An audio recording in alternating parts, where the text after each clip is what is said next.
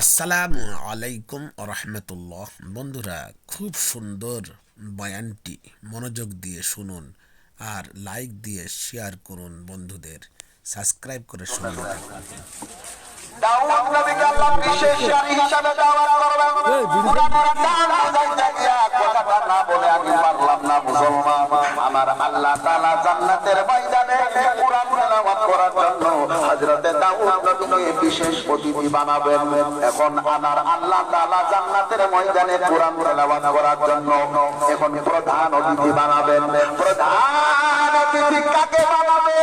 কিতাবের মধ্যে পাওয়া যায় আমার আল্লাহ তাআলা যাকে প্রধান অতিথি বানাবে তিনি আর কেউ না তিনি হলেন আখির জামানার পয়গম্বর রাহমাতাল লিল আলামিন।